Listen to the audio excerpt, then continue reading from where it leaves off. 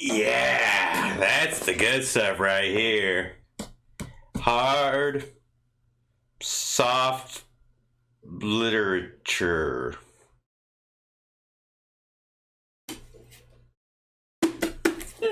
Yeah. I mean, sort of, kind of.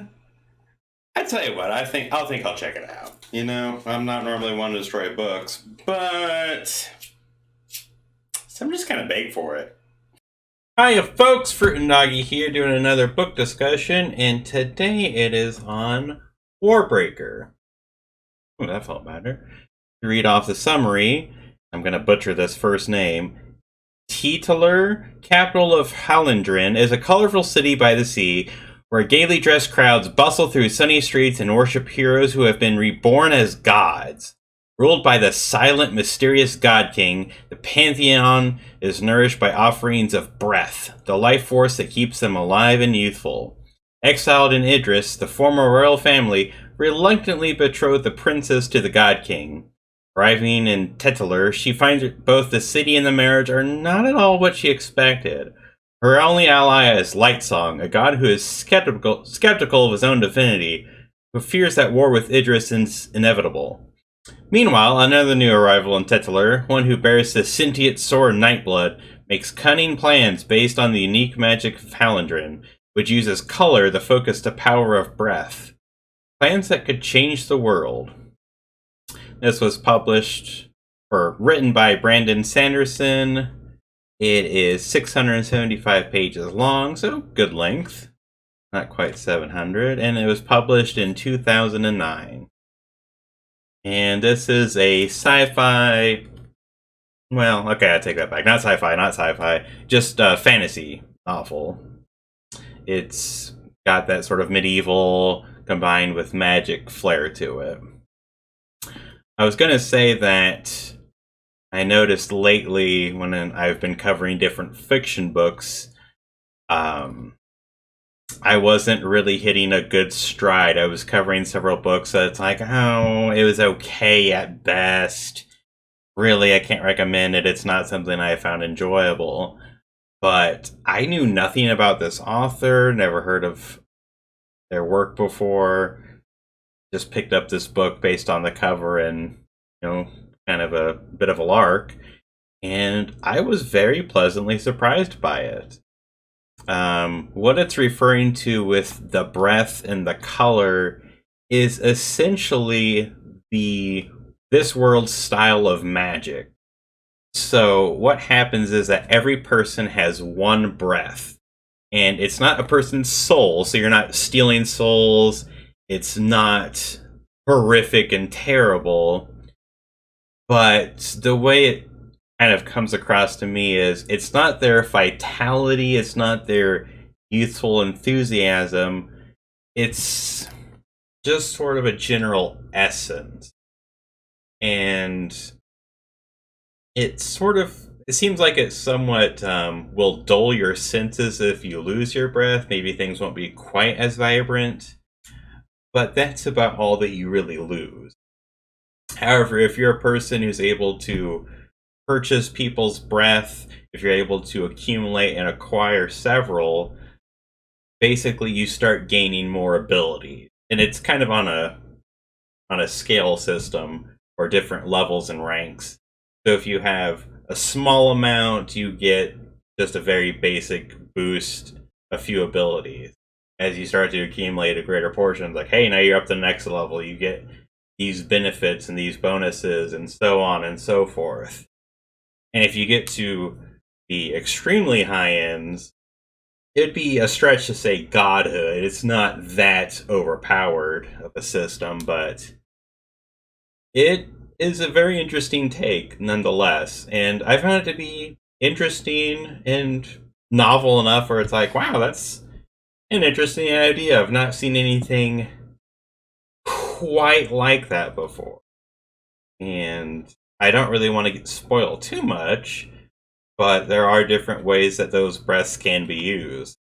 And a very simple one is momentarily you would release those breaths into an inanimate object and endow it with a basic command.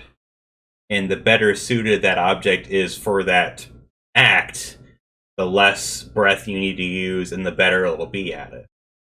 So, for instance, if I were to endow my vacuum cleaner and it's like, hey, vacuum this place, it wouldn't take that many breaths because that's the task it's meant for. It's going to do it very easily and very well. If I were to try and tell it, hey, vacuum cleaner, chop, chop, do the dishes, that'd be a stretch. It probably wouldn't work. And even if it did, I would need, even if I wanted to do an approximal version of the job, assuming it could at all, I'd have to, whoo. I mean, it would be temporary. You can retrieve them back after it does the task if you're able to reacquire the item. But it'd just be very inefficient and not worthwhile. But yeah, it was a very interesting system that was created for this setting. I did a quick search online. This is theoretically a standalone book. It definitely ends satisfactorily its completed story.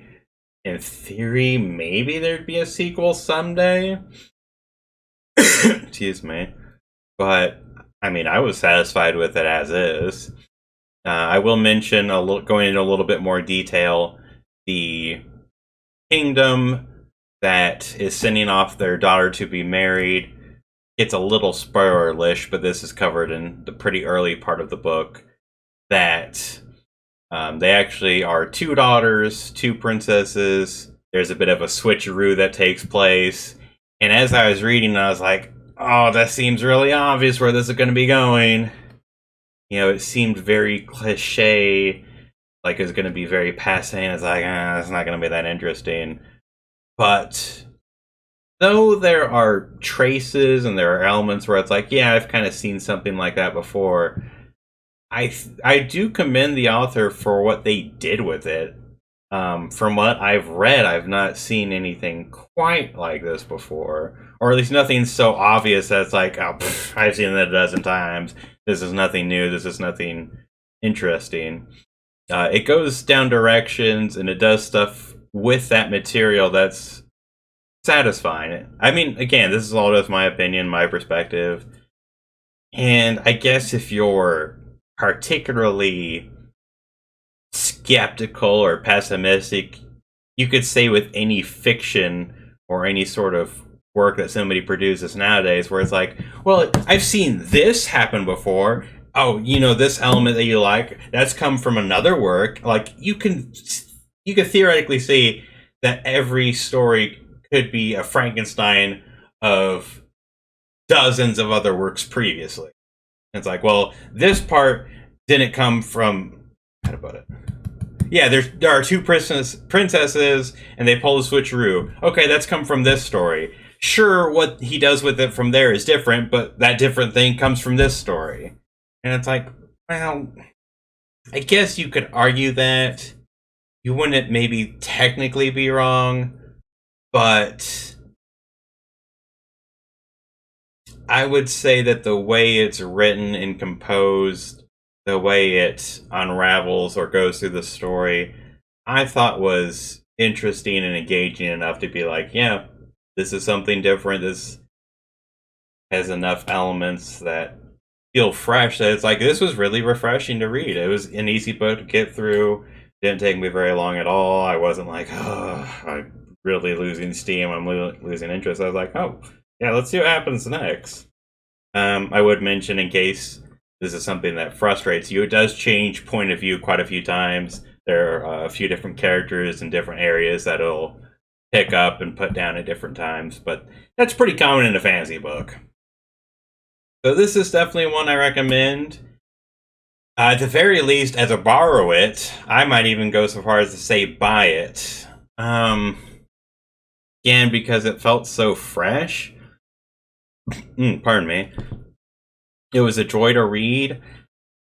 I have a pretty good memory, especially for a book I've just recently read and talked about. So, to some extent, I don't know if I would keep it, simply because it's like, well, I already know the story well enough. But then on the other hand, it's like, well, if I were to wait X number of years, I might come back to it and be able to having forgotten enough of it that it'd be enjoyable to reread it. But that's just kind of my personal circumstances because I have so many books I need to read that it's like, I need to get through my backlog. And I guess I misspoke earlier. Only about 650 pages, not 675. Give or take. Depends on how much you want to read through all the further details and notes. I think that's about all for this time, though. I know I spoke about this book in very general terms, but that's because I really, aside from the things I went into further detail on, I don't really want to spoil where the story goes, all the different characters that come up and what they kind of add to the story or how they change things and go in different directions than expected. I think that would kind of take away the fun for everybody else who might want to read this book. So again, I definitely recommend reading it. I think most people would probably be pretty satisfied as a buy it in this case. I have no idea if this author is consistently good. It seems like they've put out quite a few books, so that's theoretically a good sign. But anyways, I think that's going to be all for now. I hope that you found this recommendation worthwhile, and if you have read it before and it's like, hey, I recognize that, then feel free to let me know if you thought the same or if I'm just completely full of it. It's like, this book was tripe, it was nonsense. If you read his other works, you would know he's just recycling content by this point. It's like, oh, I haven't read his other work, so I don't know that. But anyways, I guess it's going to be all for now. I'll see you around later, folks. And as always, fruit and doggy! Yes, there really is nothing quite like curling up with a fine piece of literature, if you know what I mean.